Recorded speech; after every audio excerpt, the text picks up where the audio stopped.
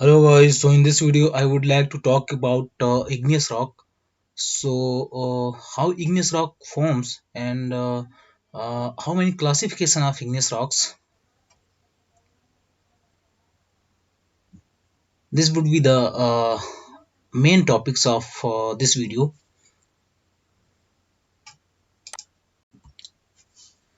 Introduction. So a rock is a natural substance composed of solid crystals of different minerals that have been fused together into a solid lump. There are three basic types of rock in the earth. So these three types of rock is igneous rock, sedimentary rock, and metamorphic rock. So in this video, we learn about igneous rock actually. So this is the definition of igneous rock. So igneous rocks forms when hot molten magma crystallized and solidifies. Magma originates deep within the earth in mantle or crust near active plate boundaries or hot spots. The partial melting of rock in mantle is typically caused by one or more of these three processes: temperature increases, pressure increases, compositional changes. So these are the three main causes for melting of rock. Igneous rock are classified into two groups depending upon where the molten rock is solidified. So that is extrusive rock and intrusive rock.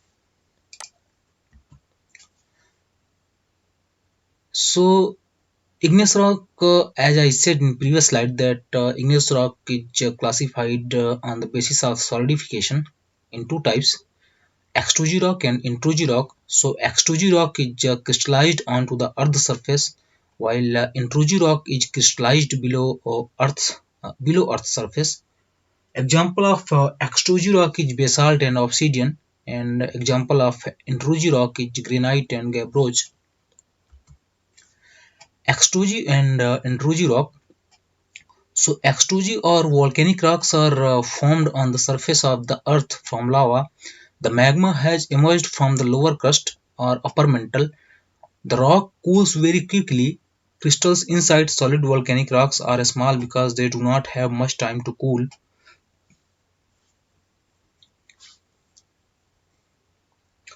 Rapid cooling causes fine-grained crystal growth.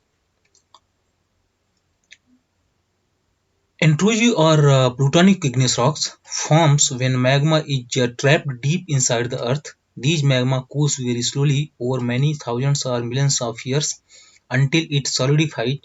Slow cooling means the individual mineral grains have a very long time to grow, so they grow to a relatively large size. Intrusive rocks have a coarse grain textures. So, intrusive rock means granite are actually intrusive rocks. So, granite often have coarse grain textures, while rhyolite is extrusive rock. So, these rocks have a fine grain crystal growth. See here, this is the extrusive igneous rocks which forms in the earth surface, while intrusive rock forms deep inside the earth. This is the mantle and this is the crust and this is the magma. See, this magma is trapped within the earth while this magma is erupted on the earth surface. Classification of igneous rock by grain size. So, igneous rock basically have two type of grain size. The first one is phanetic or coarse grain, and the second one is phanetic or fine grain. So, a rock with individual crystals that are visible to the unaided eye has a phanetic or coarse grain textures. These type of crystals develop in the intrusive igneous rock like granite. So, phanetic grain size or phanetic textures can be seen naked eye. A rock with crystals that are too small to see with unaided eyes has an aphanetic or fine grained textures. The extrusive rock have much smaller crystals. The crystals are so small that individual crystals cannot be distinguished, and the rock looks like a dull mass. So the example of a phenolic texture or fine grained texture is rhyolite.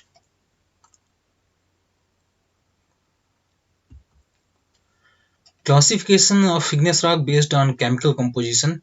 So on the basis of chemical composition, igneous rock is classified in four types. So first one is acid igneous rocks, that is also known as felsic rock. So these rocks have more than 66% silica content. They are also called felsic or silicic rocks. Example of that is granite or rhyolite. See, this is the rhyolite. Intermediate igneous rock. So these rocks having 52 to 66% of silica. An example of intermediate igneous rocks is cyanite or diorite, trachyte, and andesite. See these two specimens. Here is the light color minerals abundant with quartz or silica percentage, while here is you can see some dark minerals. Basic igneous rock. So basic igneous rocks is mafic rock, also known as mafic rock. The silica content in these rocks vary between 45 to 52%. They are also called mafic rocks. Example of mafic rock is gabbroche and basalt. Fourth one is ultra basic igneous rock. So in these rock, silica content is less than 45%. They are also known as ultra mafic rocks. They have high magnesium content. Like our example is dunite, peridotite, and pyroxenite. See here, this is the peridotite, and this is the gabbro. See the dark minerals in ultra basic igneous rock, peridotite.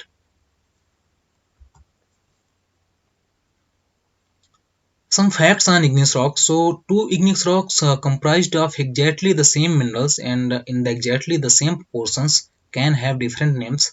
Like a felsic intrusive rock is called granite, whereas a felsic extrusive rock is called rhyolite. Granite and rhyolite have the same mineral composition, but their grain size gives each a distinct appearance. A rock of intermediate composition is diorite if it is coarse grained, and andesite if it is fine grained. A mafic rock is gabbroche if it is coarse grained, and basalt if it is fine grained.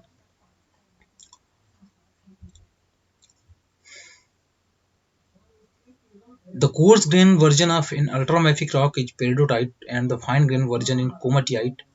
So actually, the igneous rock is classified on the basis of grain size also.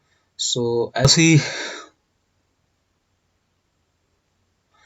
tabular classification of igneous rock. So this classification has given by Terrell 1973. So on the basis of tabular classification, there are three type of rock, that is plutonic, hypovasal, and volcanic. And this classification is also based on a silica percentage. See here, this is the silica percentage: oversaturated, saturated, and undersaturated.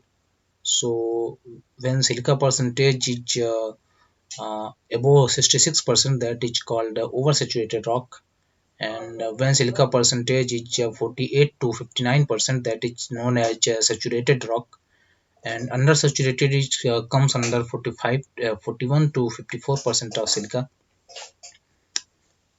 See here, this is the igneous quartz veins where the silica percentage is 90%, and this is the different rock type. So these are the plutonic rock, and these are the hypervasal, and these are the volcanic.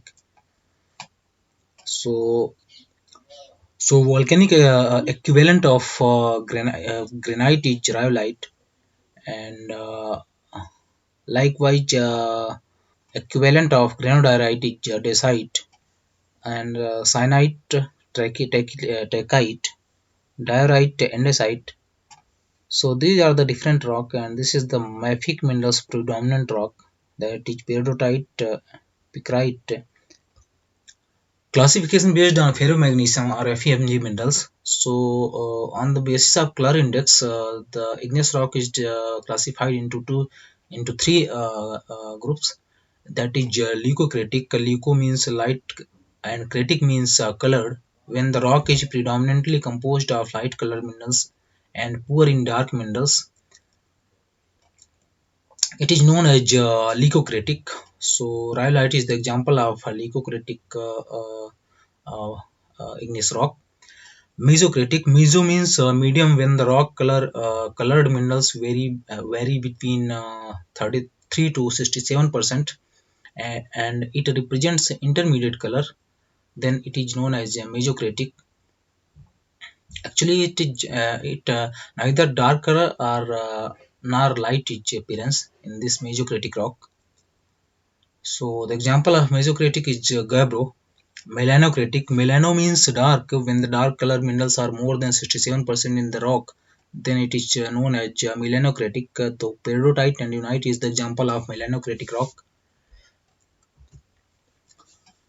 This is the CIPW classification of igneous rock. So on the basis of CIPW classification, the rock is igneous rock is classified into two groups, that is sialic minerals and phamic minerals.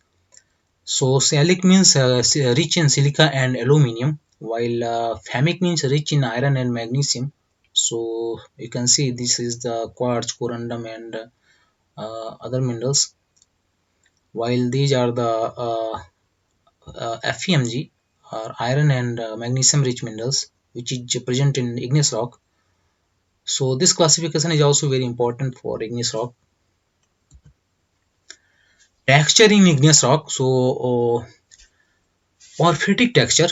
So in this type of textures, large mineral grains are phenocryst surrounded in a matrix of smaller grains like andesite. See here, this is the phenocryst of large minerals, and this large phenocryst is surrounded in fine grain matrix.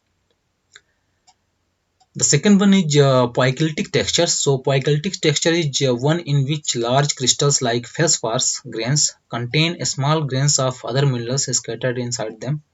So as you can see, this is the feldspar, some large crystals.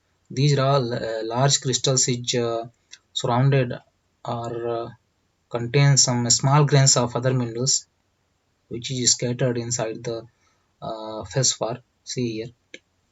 So this is the poikilotic texture. Ophitic texture. So ophitic texture is a variant of poikilotic texture. Each one where random plagioclase layers are enclosed by pyroxene or olivine. If plagioclase is larger and encloses the ferromagnesium minerals, then the texture is suboptic. So as you can see here, these are the plagioclase layers which in tabular forms, and these plagioclase layers are enclosed by pyroxene or olivine. You can see these are the pyroxenes and olivines. If plagioclase is larger and encloses the ferromagnesium minerals, then the texture is suboptic. So suboptic is also a texture actually. So glossy texture or vitreous or hyaline textures. So in this type of textures, rocks have glossy appearance or almost have no grains at all. See here, this is obsidian. Equigranular texture. So rocks with equigranular have mineral grains that are generally the same size. Example is granite. See here, these are the same grains, same size of grains of different minerals. Spinifex